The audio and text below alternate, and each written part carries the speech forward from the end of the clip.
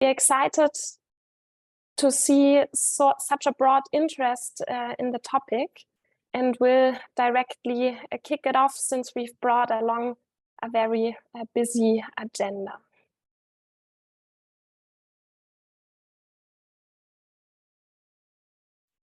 So the Battery Passport Content Guidance webinar series contains overall 5 editions, and we are starting today with the introduction to the concept of the Battery Passport. Following today's webinar, we will then continue in a bi-weekly rhythm over the coming 2 months with webinars focusing on a specific content area of the passport. That is circularity, supply chain due diligence, performance and durability, as well as the battery carbon footprint. My name is Stephanie Schenk. I'm the project lead of the Battery Pass Consortium on behalf of system change company Systemic, that has the mission to accelerate the transition to a net zero, nature positive and more inclusive economy. And I've brought along a couple of my experts from the Battery Pass Consortium today. That is Joanna and Anna, also from Systemic, Johannes from Architect, Patrick from the Fraunhofer IPK, Gernot from Fiber Foundation, as well as Nico from Circular. And all together, we will be very pleased to make you a little bit more familiar with the Battery Passport topic, and later on try to answer as many questions as you might have on the topic. Let us have a look at the agenda and our plan for the next 1.5 hours. So we will first start with a brief introduction and overview on the scope of the Battery Passport.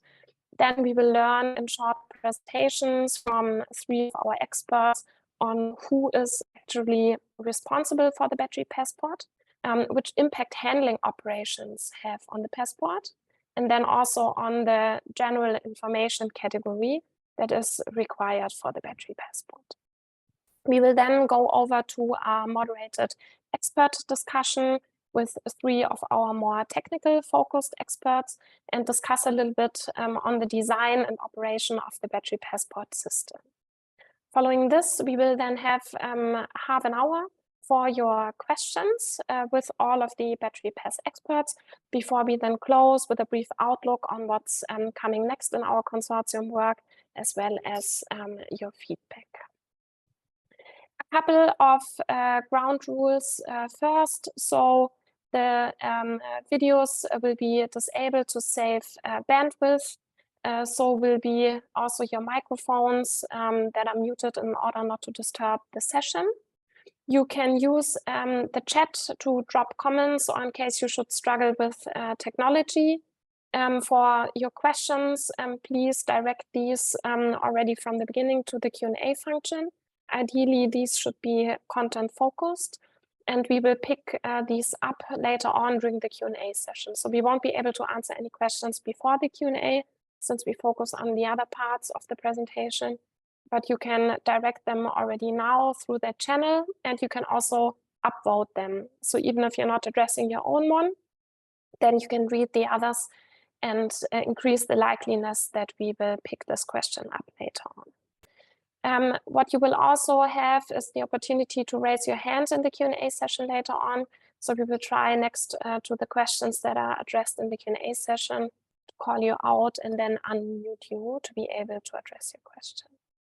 An important note also is that the Battery Pass works in the pre-competitive field. That means that topics that are inadmissible under antitrust law may not be raised by the participants. And the meeting will also be recorded, as you might have noted at the beginning, for those that are not able to join us, unfortunately, today. And now to start, we are a little bit curious to learn from you to be able to customize also the level of detail we will be sharing with you in our content presentations. The first question is, for which type of organization are you working? The second, how familiar are you already with the requirements for the Battery Passport? And then we would also like to know whether you have read our Battery Passport content guidance. You should see the poll now on your screen. So please take 1 to 2 minutes to briefly answer these 3 questions, and then we will jointly look at the results for a minute.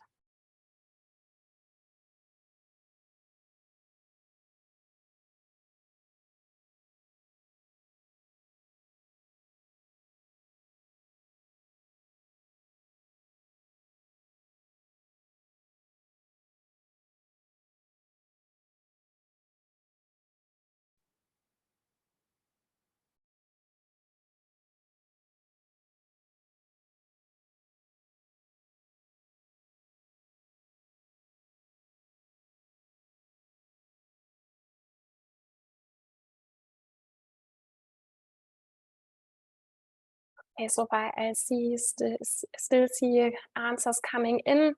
There seems to be a little bit of a trend already on the first question. So most of you represent the industry in a wider sense, then followed by research and academia, as well as consulting. Then on the familiarity with the requirements for the battery passport, most of you answer that you have some knowledge on the requirements, followed by no knowledge yet. So then we might go a little bit more into detail and be careful with abbreviations in particular that we might be using in order not to lose you. On the third question, did you read the battery passport content guidance? The majority answered no, and then it's a little bit split between the part and scope today as well as the entire document. So we hope also that we can raise your interest after that webinar in order to read the document, but that's also very good for us to actually educate a little bit more about the requirements. Thank you very much for sharing. So we will close the poll now and continue with a brief introduction on the Battery Pass Consortium, so that based also on the answers that you just provided, you get a little bit of a feeling of what we actually do and why we do it. So the Battery Pass Consortium kicked off its work a year ago in April last year in Berlin. We are overall 11 partners representing the entire battery value chain in different areas. So led by Systemic, we have industrial players like Audi, BASF, BMW, and Umicore. We have technology companies like Circular, Fireware, and Twice, as well as research organizations such as Architect Fraunhofer, and then also VD Renewables is a subcontracting partner. We are all co-funded by the German Ministry for Economic Affairs and Climate Action with overall 8 million euros, and we are aiming to advance the implementation of the battery passport. What's important to note is that we work very close to the battery regulation mandated by the European Commission, and we are very unique in our scope, which means that we are not only looking at content standards, but also cover the technical perspective, then combine these 2 elements in form of a demonstrator, and also look at the value of the battery passport and individual use cases that particular stakeholders along the value chain have from the battery passport. Overall, the project lasts 3 years. 1 year has passed now, so there are 2 more to come. Why do we do that? We do that because the battery passport will provide transparency, and that will enable informed decisions. So we will gain a lot of knowledge about the history of a product, and that will shift from intuitive to conscious decisions about battery design, battery use, and also the fate.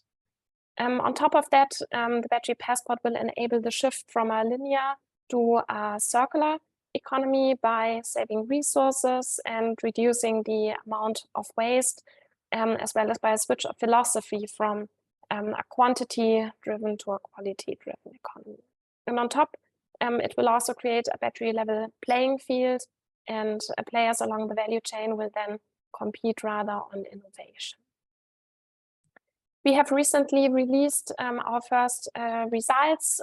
We call these the Battery Passport Content Guidance, and have officially handed over the results to the ministry at Hannover Messe. Also at Hannover Messe, we conducted a first panel discussion where we already answered first questions also from the audience. A lot of questions were addressed to us, and that also motivated us to actually schedule specific webinars on particular topics to be able to actually answer a lot more questions and give the community the possibility to interact with us. The results are all publicly available, so you can go on our website or, for example, scan this QR code here, and you will have access to our 6 documents. It's a comprehensive report, but we've also created an executive summary. There's also a data attribute long list, which might be helpful for specific implementation purposes in your organization.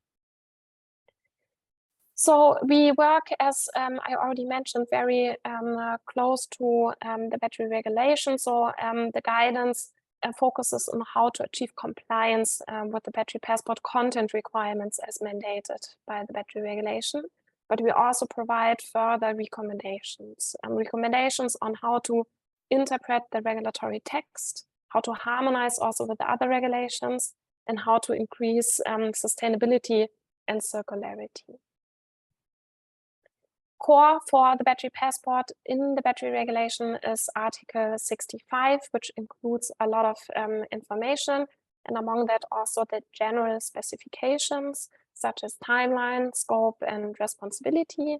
So the passport will be required from 42 months after entry force of the regulation. That is likely the first quarter of 2027, depending on when the regulation will finally enter into force this year.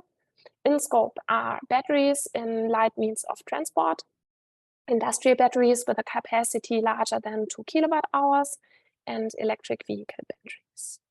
The responsibility lies with the economic operator, placing the battery on the market or putting it into service. And especially about that topic on responsibility, we will in a couple of minutes learn more from my colleague Anna as well as Johannes. Then on the scope of the battery passport, the scope in terms of data attributes that are required is actually quite extensive. So depending on the specific battery category, it varies here a little bit. It is, for example, for electric vehicles, around 80 data attributes that need to be collected along the entire battery value chain. And we at Battery Pairs have clustered these data attributes in 7 different categories. And that is general information, labels and certifications, the carbon footprint, supply chain due diligence, materials and composition, circularity, and then performance and durability. And today, next to a couple of overarching elements, as well as a focus on the battery passport technical system, we will look at what you see on the left side, the category general information. And then in case you're interested in any of these others here at the center, you will be more than welcome to join one of our following webinars. Very good. So now I will hand over to my colleagues, starting with Anna. And Anna will give us a little bit of an overview on how this actually works now with the responsibility for the battery passport. Over to you, Anna. Thank you, Stephanie. Yes, first we want to start with the question on who, according to the EU battery regulation, is actually responsible for fulfilling the battery passport requirements. And the regulation defines that it's the so-called economic operator who is placing a battery on the market or putting it into service. When examining the regulation requirements further, it becomes clear that this is either the manufacturer or the importer. And to identify the type of economic operator that is responsible, we have outlined a decision tree that one can follow. Steffi, if you go next. Yes. So first, and I want to explain that with one example, the example being an European original equipment manufacturer who is purchasing battery cells and then manufacturing them into an electric vehicle battery by integrating the battery management system. And first we have to ask the question, does the battery fulfill the definition that Stephanie already explained for the type, the category of batteries that needs a battery passport, being an electric vehicle battery, light means of transport battery, or industrial battery above 2 kilowatt hours? And because otherwise it would not need a battery passport. And in our example, the electric vehicle battery fulfills this definition, but the battery cells, for example, they probably would not fulfill the definition of the electric vehicle battery. So the next question we have to answer is if the battery is put into service, and this only applies before being placed on the market. And in this example, the battery is not put into service before being placed on the market because the battery is going to be sold in an electric car. And so we answer this with no, and then we have to ask ourselves if the battery is placed on the market on or offline. Now, if it's placed offline on the market, for example, in a physical dealership, then again, we need to see if it's placed on the market from in or outside the EU, and if it is next from inside the EU, it would be the manufacturer, so the OEM, who is responsible for fulfilling the battery passport obligations, and if it's from outside the EU, it's the importer. In case it would be placed on the market online, we would again have to ask ourselves if the battery is marketed to EU customers. Only if it is a place, if the seller is not established in the EU. If it is, we have the same questions as we had before from the inside and outside of the EU. But if the seller is not established in the EU, it needs to be determined if the battery is marketed to EU customers. And this, for example, is the case when the online seller delivers to EU addresses. This would be one example. And if the battery is marketed to EU customers, it also needs a battery passport, and it would be then the manufacturer or the importer, depending on who is marketing to the EU customers. So now that we have kind of understood the initial responsibility for fulfilling the battery passport requirements, the regulation also defines that in 2 specific cases, this responsibility needs to be transferred from one economic operator and actor to the other. And when you go to the next, yes, so, and one again. So, and these transfer cases kind of reveal that there are responsibility periods. So the first that we see now is what I have explained on the slide before, with the initial responsibility of the economic operator who's placing the battery on the market or putting it onto service. And we see that he's actually responsible for gathering the data along the value chain, and then also storing the data in the battery passport that needs to be accessible once the battery is put on the market or placed on the market or put into service. And he's actually responsible also during the first use phase, because the first transfer case next only takes place when the battery has been subject to preparing for reuse or the preparation for the purpose of remanufacturing. And Johannes will go a little more into detail with these handling operations and what they mean with regards to the battery passport. But in this case, then the responsibility needs to be transferred to the economic operator who is putting the battery into service or placing it on the market again. And then the second transfer case, and this could, for example, also take place after the first use phase, or the second is when the status of the battery changes to waste. And then the responsibility for the battery passport is transferred to the producer. If they have appointed a producer responsibility organization, then to this organization or the waste management operator. And now I will hand over to Johannes. Yeah, thank you, Anna. So as we heard, I'm talking now about the battery handling operations such as reuse and repurpose and their implications on those battery passport responsibilities, as Anna already mentioned. So we stick with the value chain as we had it before, and we start there where the battery passport comes into existence, and that is the putting into service or placing on the market of the battery. The battery passport is then available through a QR code linked to a unique identifier, and the data that is stored in the battery passport consists one of the supply chain data in the upstream value chain, starting to be gathered in the mining, refining, and other steps of this process until the battery is finished. And next, secondly, consists of the use phase data. That is, for example, the remaining capacity of a battery that originates during the use phase. And this data, as its name says, dynamic data, is being updated regularly in contrast to the static data above from the upstream value chain. And the battery regulation states that it must be accurate, complete, and up to date in this data in the battery passport. And these are two examples, accurate and up to date, where the terms are actually not described in much detail in the battery regulation. And up to date, for example, makes a rather big difference for the implementation of the battery passport, depending on whether the remaining capacity, for example, must be updated daily or upon a change of the value itself. We would suggest it to be the latter from the battery passport consortium, so that we don't have a lot of data transfer that doesn't bring added value.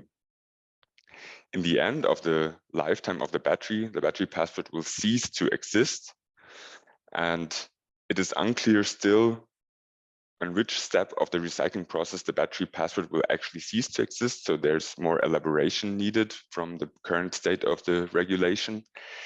And we would also suggest that the battery passport should not cease to exist immediately in this recycling step, but the information should be kept available for some period of time, say 5 years, so that the authorities can actually trace back the responsible recycling of a battery.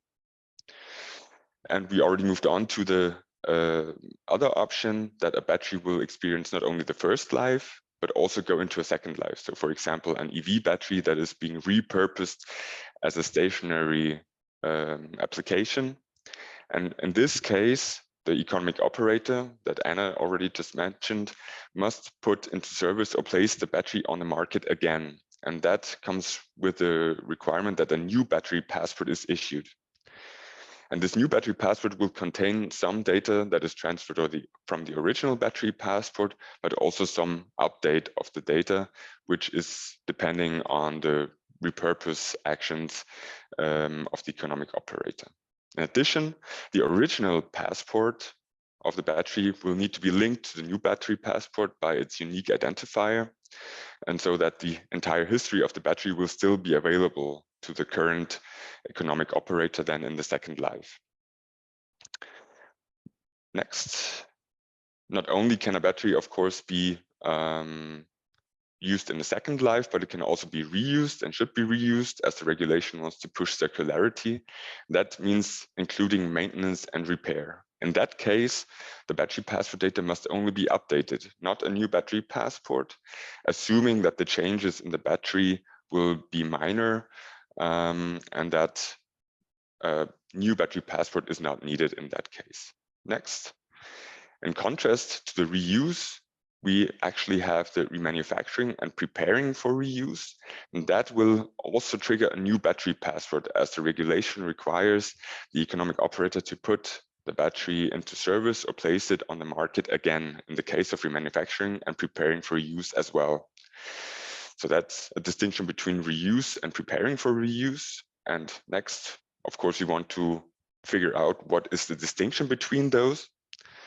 So reuse and repurpose, according to the definition in the battery regulation, is an action on a non-waste battery, while preparing for reuse or preparing for repurpose is an action on a waste battery. So this is the distinction, waste or non-waste. And waste actually is defined based on the waste directive of the EU as any substance or object which the holder discards or intends or is required to discard. Of course, next, that can also occur in the second life, that it is being reused or remanufactured for the second application. And that may in the end lead to the fact that several original passports are actually linked to the current battery passport, so that the entire history will still be available. So as a bottom line, there are some descriptive provisions in the battery regulation for the implications of battery handling operations, but in some crucial details, there are still open questions and elaboration needed for the implementation of the battery passport. And with that, I want to hand over to Joanna, who will talk about the general battery information. Perfect. Thank you very much, Johannes. So after we heard from Anna and Johannes now already two very important fundamental questions regarding the battery passport. So first of all, who is responsible for the battery passport, and also how do different handling implications impact the responsibility? What I will do now is talking about the question which data points exactly will need to be made available via the battery passport. And you saw earlier already our graphic where we saw that we clustered the different data points required for the battery passport into 7 groups. And today we want to focus on the first of these clusters, which we call the general battery information.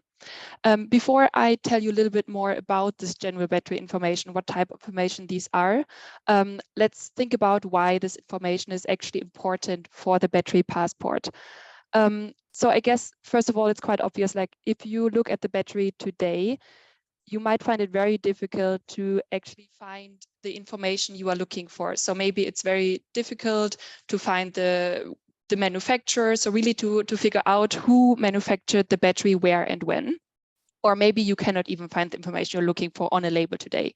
Then the other reason really from a battery passport view is that today, if you do not have access to general battery information, for example, the battery or manufacturer identification, authorities will have it very difficult to actually trace back the liability for the battery passport and its data, and also to verify the compliance of the battery passport. So in this way, really this, what we call general battery information, is a very important data points for the battery passport. The good news is that we already have today actually a few regulations which cover general battery information. So if you go to the next slide, thank you.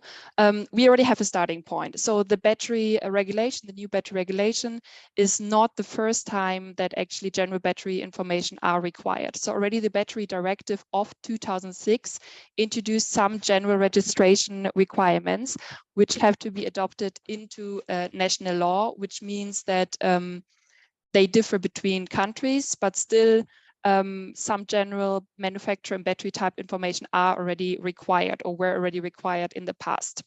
Then also talking about the battery regulation, so the new battery regulation, these general battery information are not only required for the battery passport, but also for the label of the battery.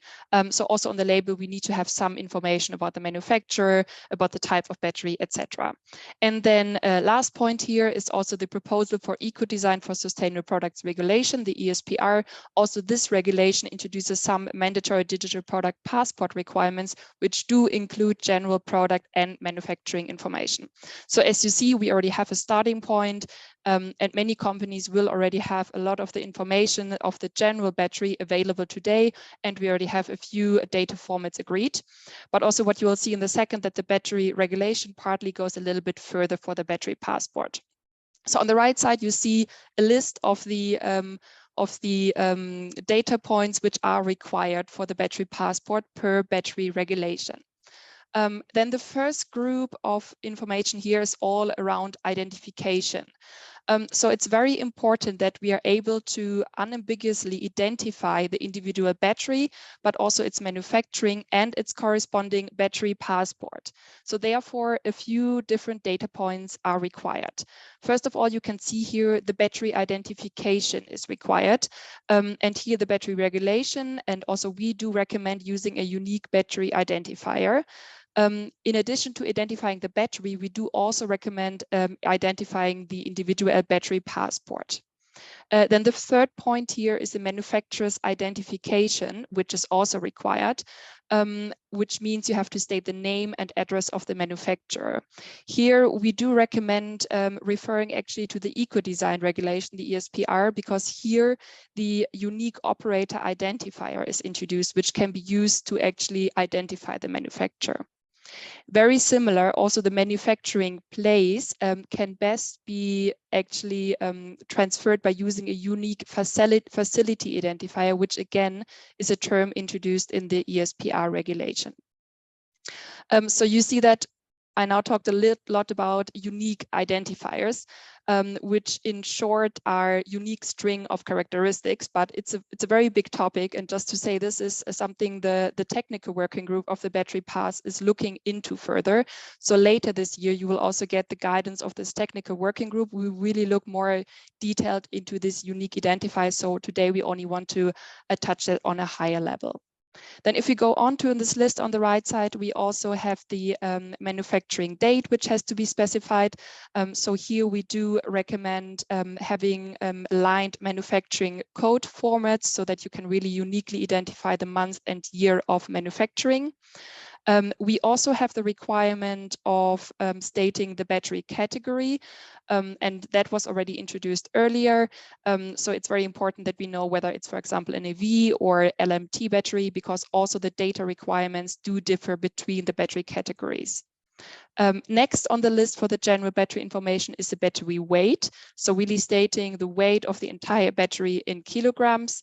And last but not least, we have the battery status. And this is very interesting because this is the only data point from the whole list, which is not made to be accessible to the public, but only to interested persons. If you're now wondering who are interested persons, this is actually something where the regulation talks about implementing acts to come. So this will still be defined. Who will be able to actually see whether the battery is original or repurposed, for example. Yeah, and with that, I hope that I gave you a good overview of this first content clusters. Any questions you can continue to put into the Q&A chat, and I see people are already very busy doing that. And now I give over to Steffi and to our experts. Thank you. Yes, thank you very much, Johanna. And that should be enough for now in terms of content presentation. At least we go over to our panel discussion with our technical experts. That's Patrick, Gernot, and Nico.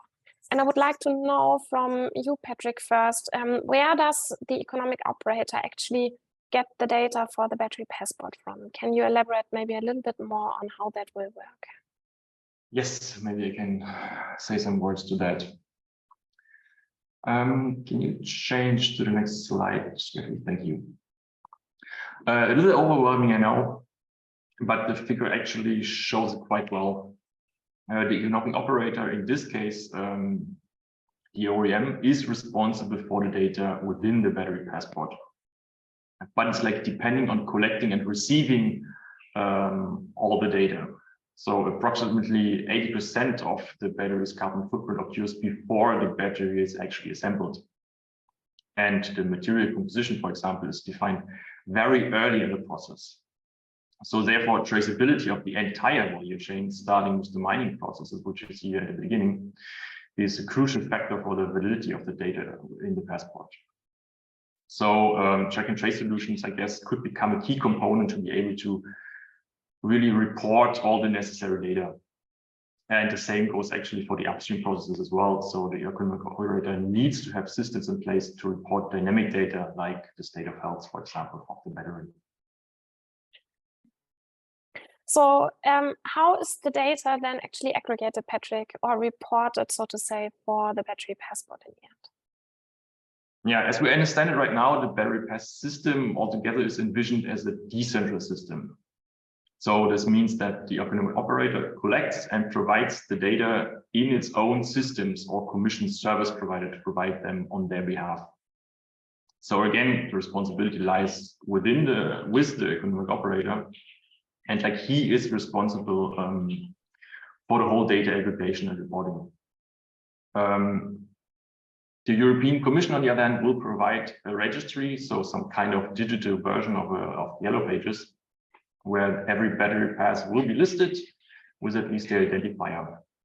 And once a battery pass is issued, the economic operator registered it in the registry, making it available publicly.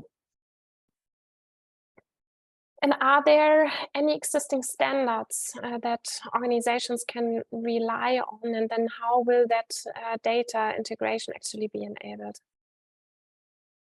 Yeah, standardization is actually key here, especially when you envision a decentralized system like this, where every economic operator can have their own battery pass implementation. We're actually in the process of identifying suitable standards the battery pass ecosystem could rely on, where we look into standard categories like data models, unique identifications, identity and access management, and so on and so on.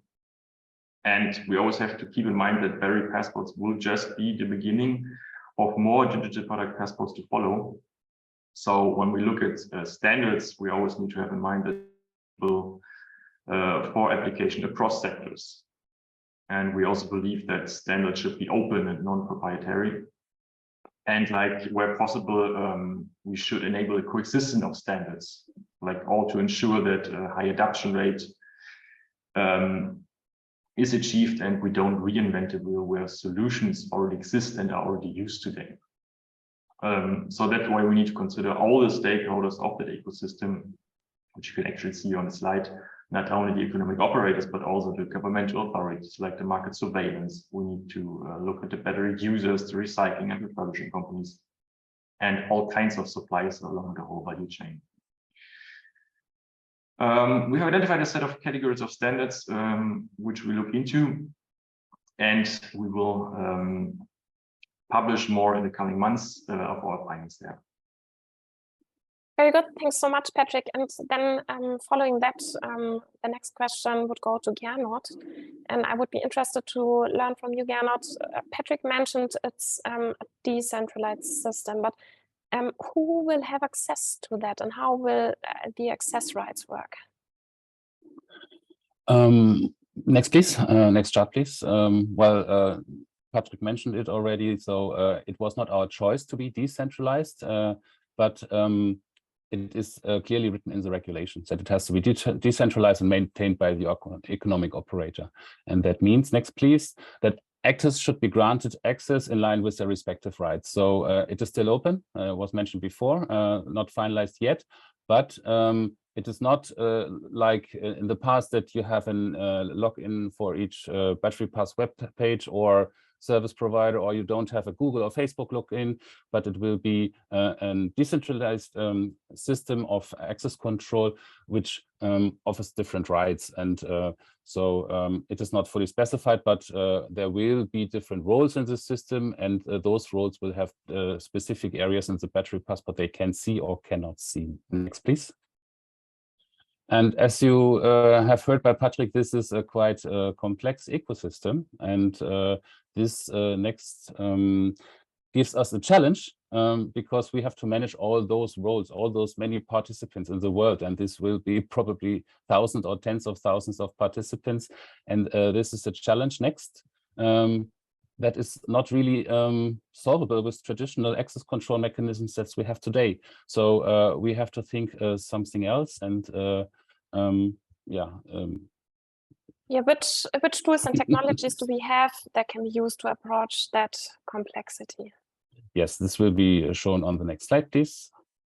So we are focusing, as already Patrick said, we don't want to reinvent the wheel. So we build on European standards for general data sovereignty for the battery passport, and that's Gaia-X. This is a big and complex topic, so this is hard to explain in 5 minutes. So I will just come to an analogy in the next minutes. But as we see, it is Gaia-X is an idea to link many cloud service providers and users together in a complex ecosystem, and this is exactly the situation we have.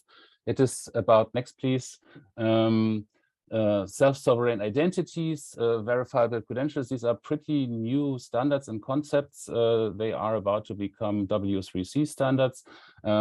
It is about digital proof of claims of statements of information about participant services or roles.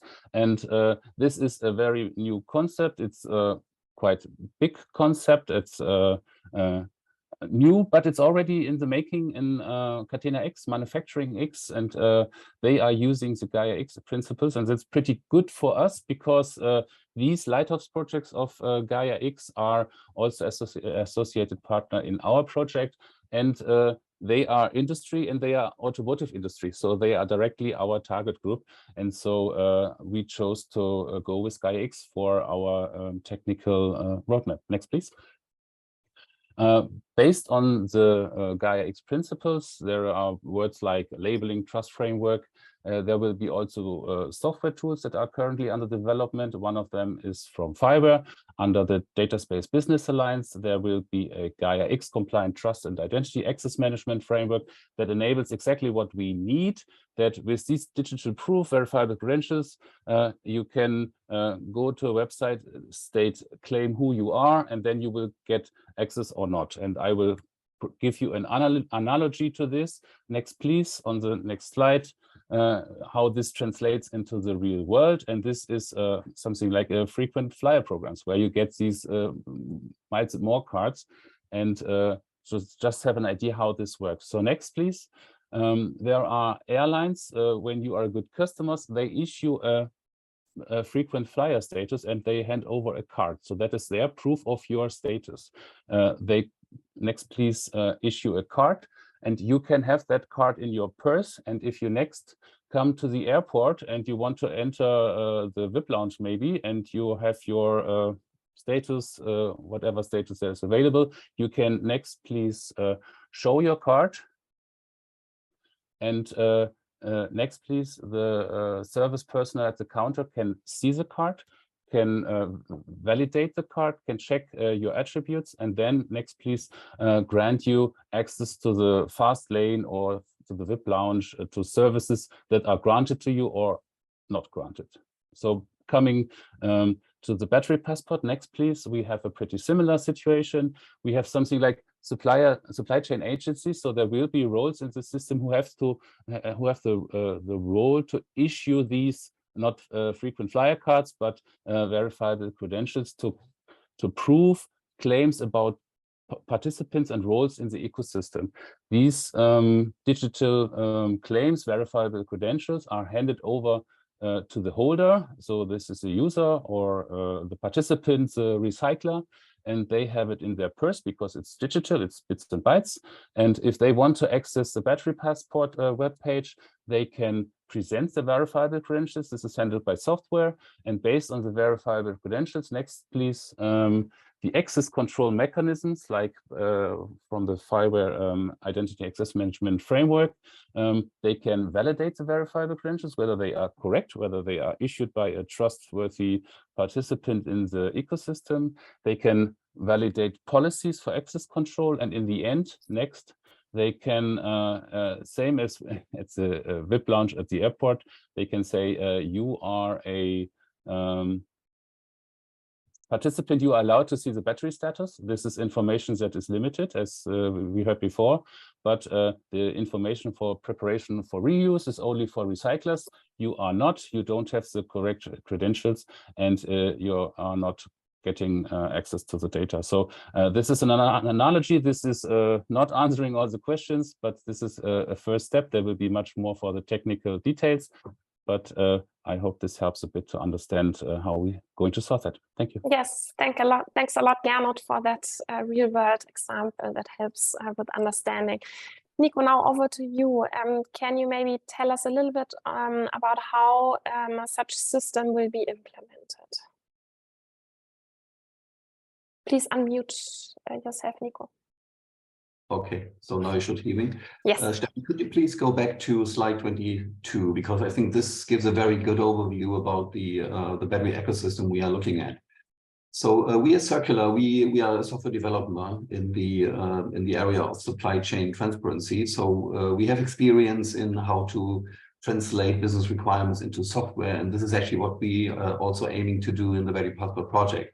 So we heard a lot about this very abstract and theoretical concept of the battery passport, and what we are trying to do with the development of a battery passport demonstrator is to make this concept more tangible, and of course to also make sure to see that all these concepts are really working, especially the topics which Gernot explained before is pretty new, and we have to look at that.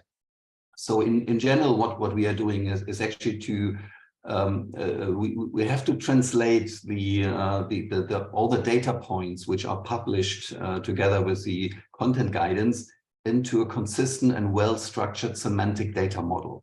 So we are pretty aware of the fact that there are a number of parallel activities, and we are aligning with them to make sure that we have really a good starting point, and try to avoid to reinventing the wheel as much as possible.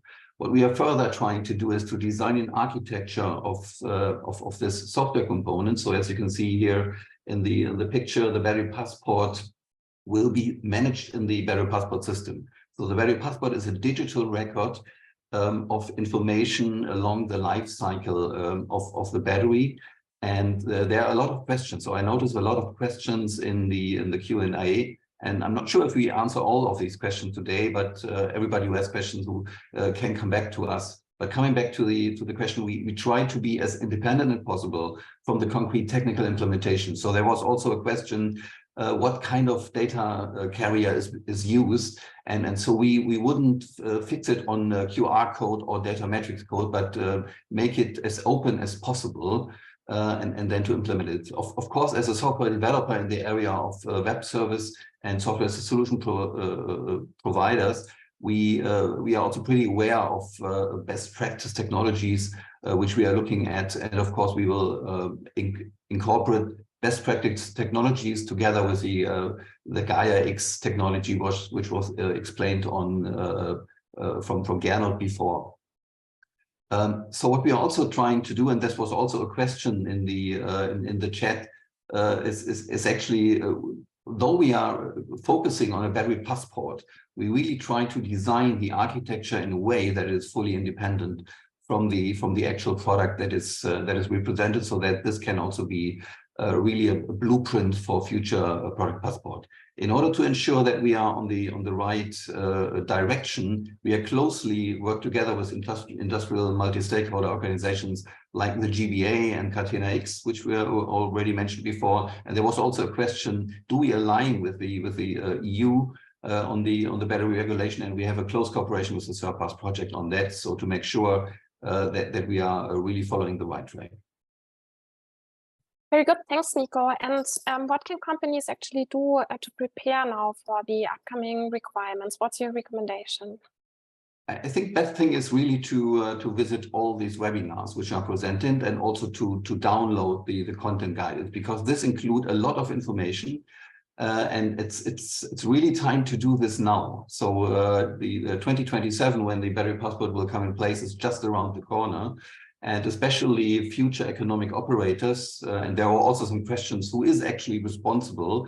Some things which for sure have to be detailed and answered. So OEMs, battery producers, or importers need to identify gaps in their organization on the required information that had to be put into the Battery Passport. So at the end, they have to put in place processes and systems to close those gaps. So many of those data points, and we can see it here in the picture, are really related to the upstream supply chain. So we have the CO2 emissions. So a big majority of the CO2 emissions come from the upstream supply chain, and we need to understand where it comes from in order to manage that. We have also other data points like material composition, supply chain due diligence, and recycled contacts, all topics which I don't want to detail now, that will come in future webinars. But this is really something where companies have to look at. And of course, for smaller companies, this may be a big amount to work to do, but there will be a vital market for companies who will also provide solutions around the Battery Passport, which can also be used. And we heard it from Patrick before. Can you elaborate again which role standards play and which activities are currently ongoing in that area? Yeah, so standards are crucial for the Battery Passport. So as we heard from this decentralized approach, so each economic operator can manage their data. and they will be managed in a central registry. So in order to allow interoperability between all those systems, standards are crucial. So standards go in the direction of different areas. So the EU already demands for standards to those data carriers. Data formats will be standardized, and we work on the battery passport demonstrator and try to also identify which are the best relevant and usable standards. So what we are also using. So what is clear? Standardization is not finished on battery passports and DPPs or digital product passport in general. So this is an ongoing process. Everybody can contribute to that. So every idea or any concept which might be useful can be contributed. And of course, it's still an ongoing process. And we are also in contact with standardization bodies like DIN, EKE.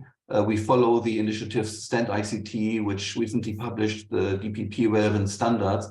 And also, Patrick mentioned before that we are also working on a standard stack that covers all the relevant aspects for the implementation of the battery passport. So for sure, it's an important topic. Very nice, and I'm sure we will hear more about that quite soon in the coming months.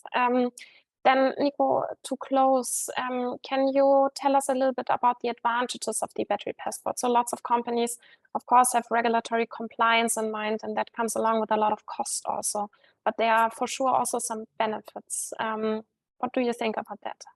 Yeah, that's right. So for sure, the higher goals like fostering circular economy, environmental friendly and social responsible behavior, which avoid exploitation of people and planet, is of course a high value. But of course, it's not maybe the direct economic value. So that will only be realized in a number of years. But as a matter of fact, the battery passport is actually a mean to accelerate digital transformation along the supply chain. So a digital twin, which can be provided together with a product, can help companies to develop data-driven business model, which creates added values for consumer. And so that also create value and will also help to cover costs.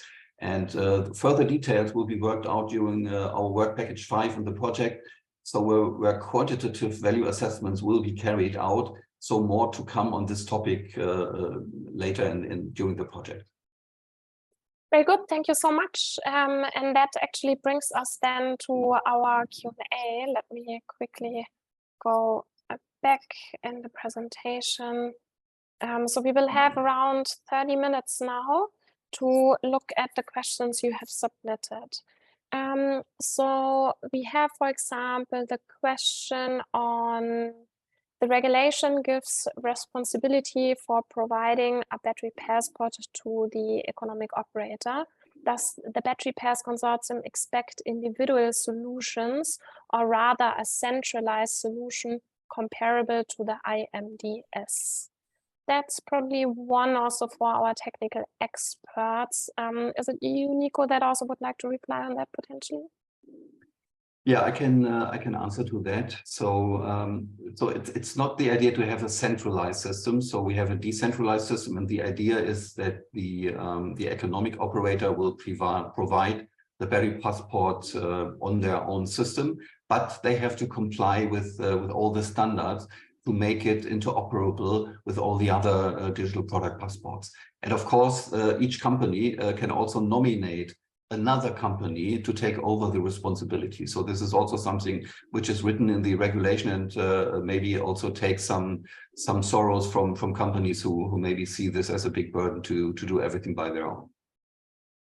Thanks, Nico. Then we have another question. Will the battery passport be live inside the battery management system or in a data space in the cloud? Any volunteers on that one? Yeah, I can answer to this question too. So yeah, it will not reside in the battery management system. So the battery management system is for sure a data source for some data in the battery passport, but the battery passport will reside in a data space. And again, the data space, as it is described before, is a distributed data space. So the idea is that each economic operator keep the data at their own premises. So that means also that he keep data sovereignty about the data, and just with some sophisticated access means, as Gernot described before, this data will be accessed. And of course, we will see how this is working, and especially from the demonstrator perspective, we will see if there is a possibility to maybe accelerate access by caching some data. So these are very practical and concrete technical issues which we will investigate during the project. Mm-hmm. Then we have another question from Niels Steinbrecher. Is the battery passport linked to a battery cell, module, or pack? This is also relevant regarding second life flow of battery data. The second life battery application might likely be built by different used cells and modules, so not from the same first life battery, but different ones. How this will be handled? Maybe Johannes, is that one you would like to pick up? Mm-hmm. Yeah, thank you, Steffi. So the battery regulation describes the requirements only on the battery level. So it does not specify exactly whether it's pack, module, or cell. We assume that it's always the highest level available, right? So for a battery pack in an EV, an electric vehicle, it would be on pack level.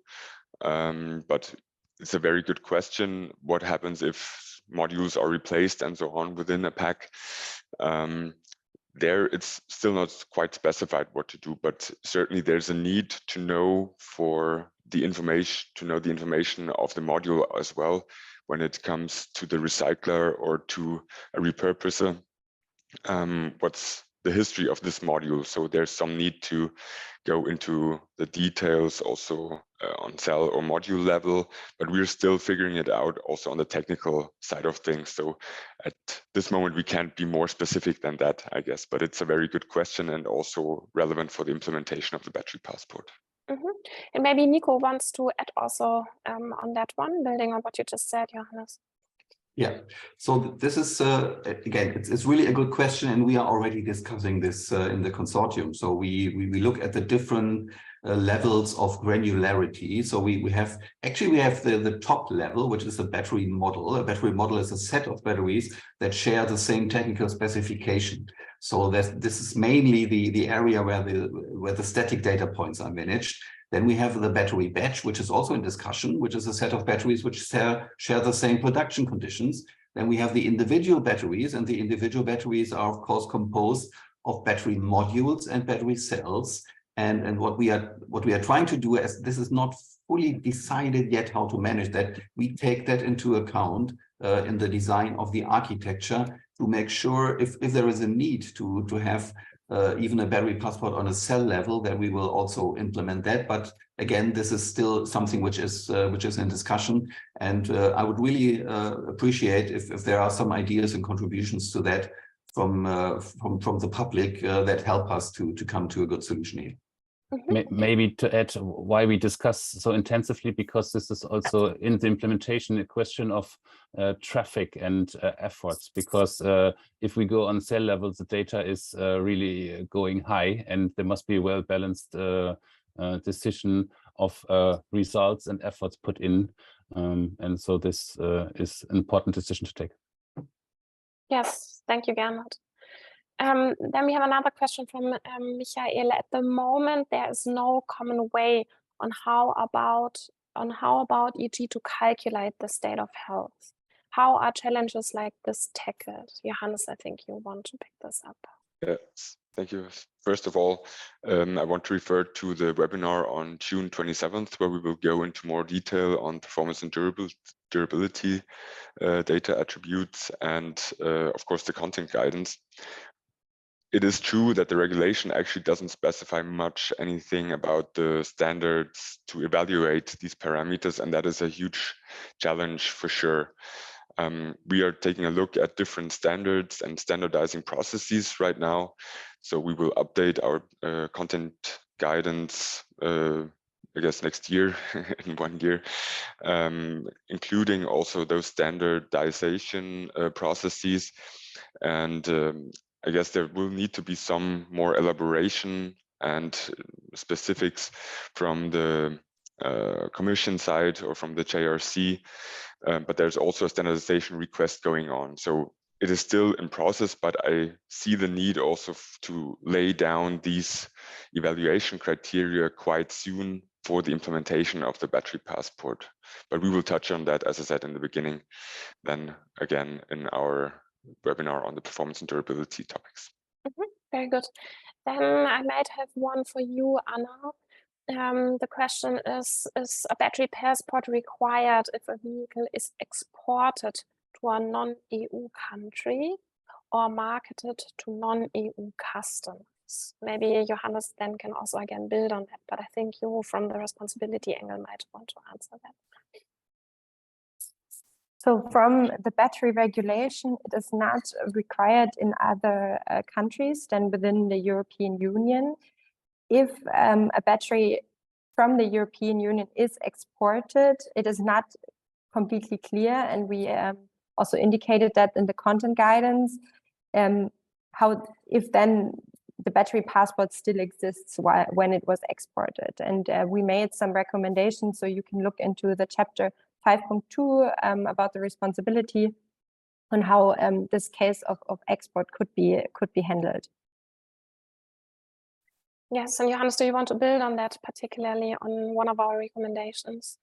I just want to say as much that, of course, there needs to be somehow a process of recording that a battery is exported and maybe re-imported, so that anybody knows that there might be a black box within the battery history. So that's for sure, but as Anna already said, it's quite unclear and not specified yet. Very good. We have another question that asks for what technology will be used for the unique identifier. Technical team, who of you wants to take that one?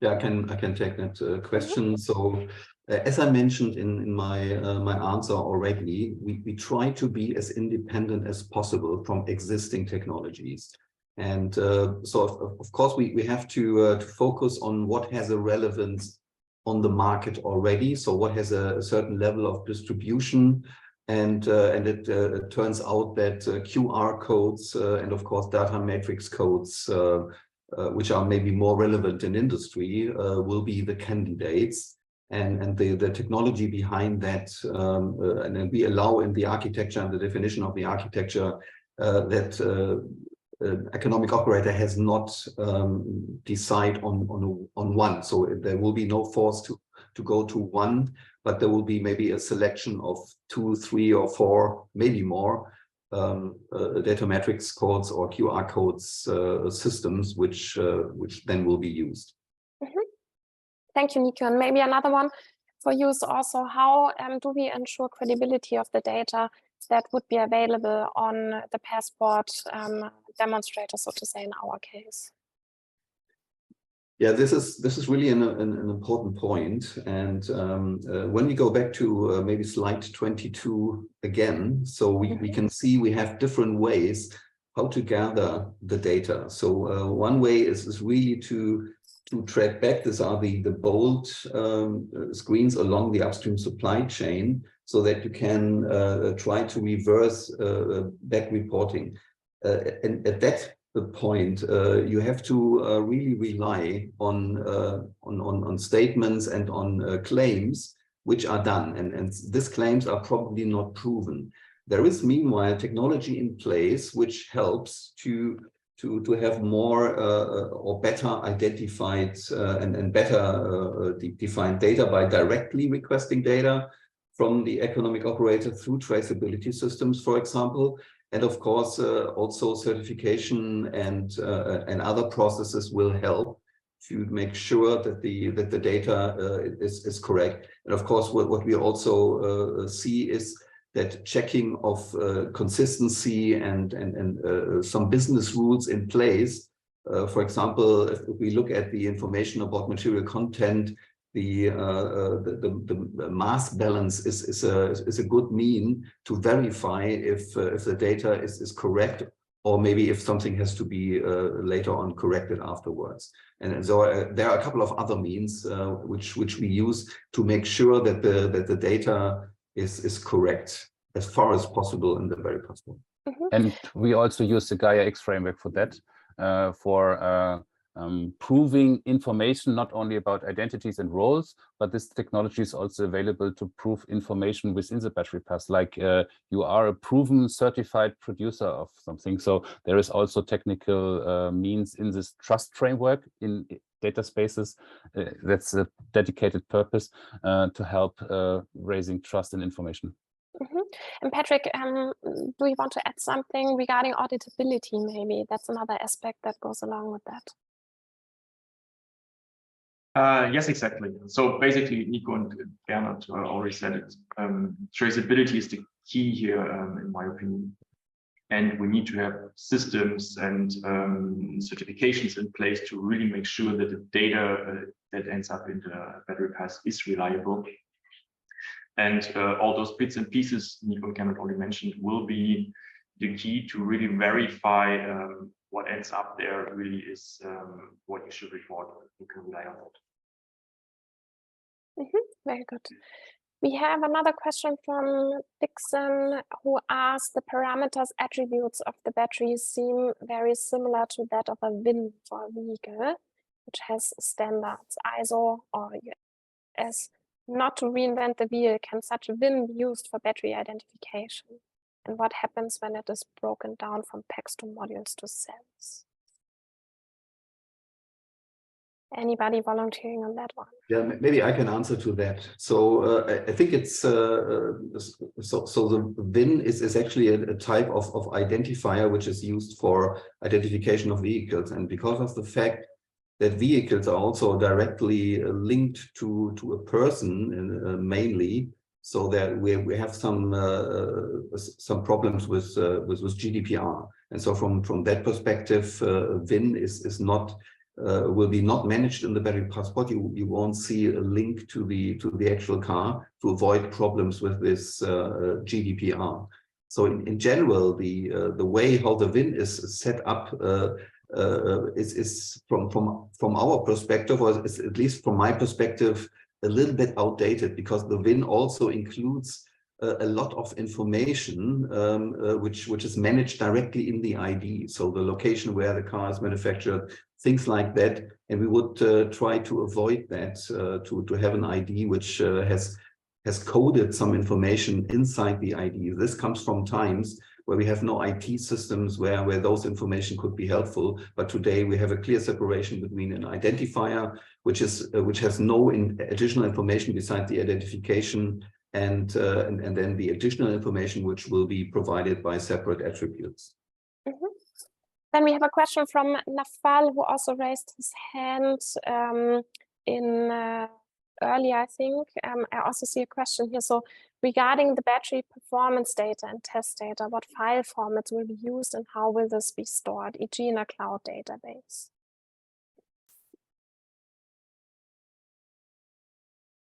Yeah, maybe I can answer to this as well, or would somebody else maybe I think Patrick unmuted himself, so. Okay. Yeah, I can answer as well. As of right now, it's not defined in the regulation, neither the battery regulation nor the SPR. But of course, we need to follow standards. We make sure that the data is interoperable with other battery pass systems. So right now we're looking into suitable data models, data formats to store that information, to make that inter-exchangeable. And the data itself will be stored in some kind of system as of the economic operator. So if it's a cloud-based solution, something within the company, it's not defined yet. That's really up to the economic operator itself. Yeah, and in the end, most data will be stored in values, not in documents. So there will be some, but so you will not put a PDF, but you will put in value of performance attribute. We have another question from Stefan. The presentation gives an impression that there is an underlying assumption that battery pairs will only apply to the automotive industry, and that this industry is given a strong influence when making recommendations for the solutions and standards to be used. But what about other industries like construction, telecom, rail, maritime, that will also be in scope? when using industrial batteries? Johannes, would you maybe want to answer that one? Yeah, that is especially important, of course, also for requirements for performance and durability parameters, for example, where different standards are available in the different sectors. And so while we have also within the consortium some kind of focus on EV batteries, we want to stress that we also have in our broad range of supporting partners many organizations and companies that are from different sectors. So we are trying to incorporate their feedback into our content guidance and into our conclusions for the battery pass. And so in the end, as we already said, we consider also the use cases of a battery going from EV to stationary storage and or just for stationary storage, considering the different battery designs like redox flow. So we want to consider all of it, but it's complicated to think everything at once. So that's why we focused on the EV batteries for getting a first idea. But we want you and everyone to bring your knowledge to the table, and we would adjust anything that you consider relevant. Yes, indeed. Thanks, Johannes. So maybe one again for Anna and you together. Who's responsible to change the battery status after the first life to waste battery? What would be the motivation to set the battery status to waste? So setting the status to waste, in my understanding, would be, and we also provided as a recommendation, the obligation of the economic operator who is responsible when this happens. So this would be the economic operator who's responsible during the first life, if it happens after the first life, or the second life, if it happens after the second life. And the motivation, and Johannes, maybe you can add on this, and my understanding is that the status needs to be accurate and up to date. And so in the case the battery actually becomes waste, so it is intended to be disregarded or is soon to be transported to a recycler, the status needs to be changed to waste in order to comply with this accuracy of the data and the status. I do think that in addition to that, no organization will mark it as waste lightly because transport costs and so on will shoot to the sky if you transport waste batteries compared to non-waste batteries. But in the end, if you want to discard a battery, at some point the waste status will be well appointed to the battery. So that's then the case. The regulation features, maybe as last add-on, description for battery transport on when to consider a battery waste. But in other regards, the waste definition that is provided via the waste directive is quite general. So I guess that's also where the question is coming from. But I think that's, well, the waste battery status will be then set by the holder of the battery. Then I have another one for Patrick. What exactly means interoperability on a technical level? On a technical level? Yes. Yeah, actually, there's several levels of interoperability. So we don't only look into the technical interoperability, we look into like the process themselves as well. But technical interoperability in this case means that we have defined standards for data, for APIs to really exchange that data and be able to speak the same language all the systems and be able to consume that in all the systems involved. There may be another follow-up one for you, Patrick. How do you consider that battery passport information would be accessible to authorities? And are there any specific requirements for government systems to be able to access battery passport information? I didn't get the first part of the question. Could you How do you consider that battery passport information would be accessible to authorities? And are there any specific requirements for government systems to be able to access battery passport information? Yeah, again, here the regulation is yeah, not quite clear on that. We're looking into that as well, how the overall system could look like for the government system. As I said, like we're looking, for example, in market surveillance, and rather than having views on individual battery passes, we think that we need some kind of aggregated views, for example, like how much recycled content is within the German market reported for the European Commission, by the way, for example. And there we think like there are different requirements for the system rather than for the individual battery passes for the public user, for example. So let's assume you don't know your third, fourth tier suppliers exactly. How can you convince them to share information about their products? Nico, do you want to take that one? Please unmute yourself. Yeah, this is actually one of our core business as Circular. So we provide solutions that we really dig through the whole supply chain by keeping the confidentially on information. So I sense that there is a big concern that tracing along the supply chain will destroy business models. So this is not the case. So we are doing that, and there are means to do that. And I think we can detail this. We discussed this also in the consortium with our value chain participants. So we have the OEMs, the recyclers in the consortium, and we will discuss this details, and we will come to a point where we hopefully then also can tell them.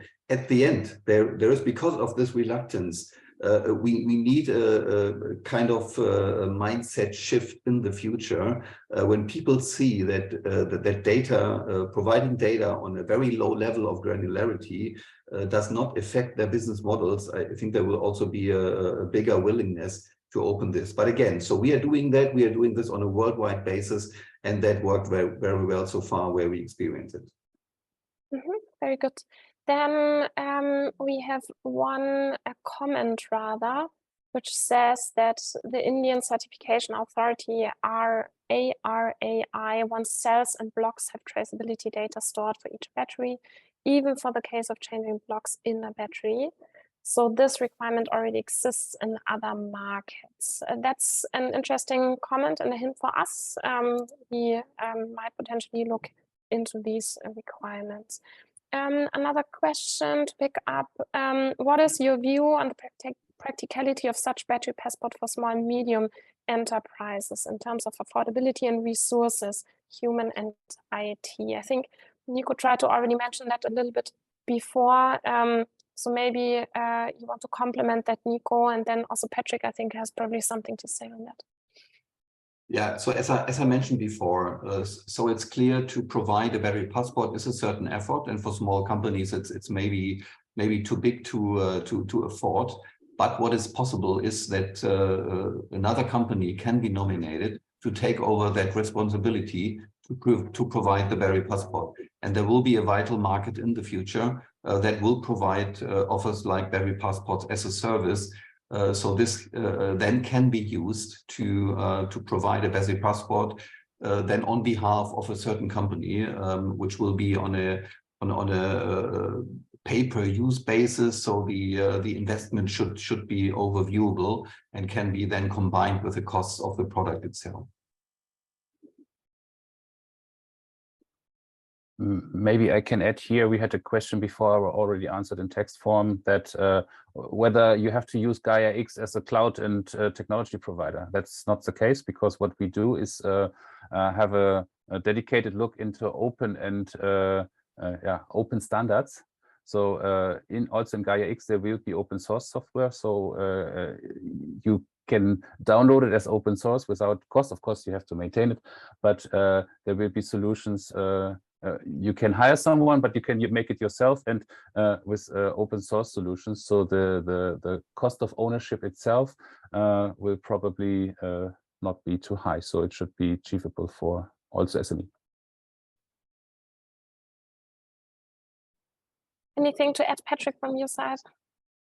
Actually, not much. I think as well that there will be some kind of ecosystem which we have a lot of service providers who enable the SMEs to provide their data.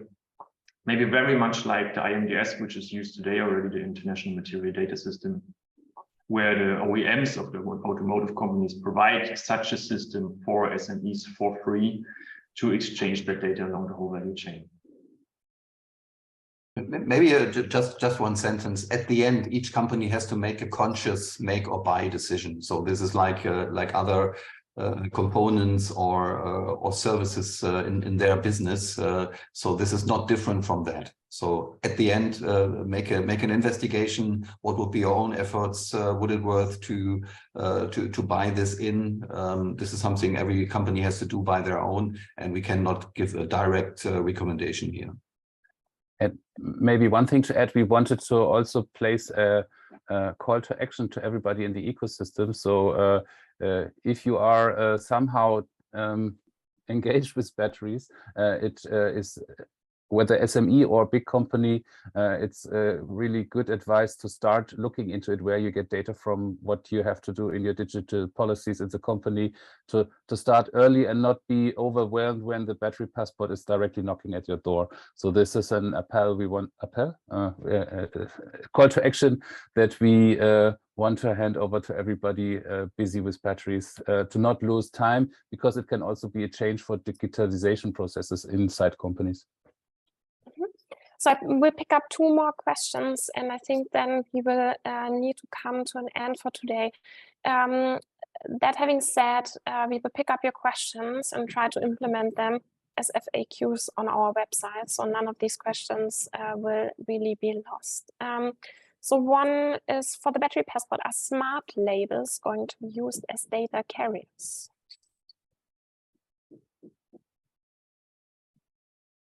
Can you repeat, please? Are smart labels going to be used as data carriers?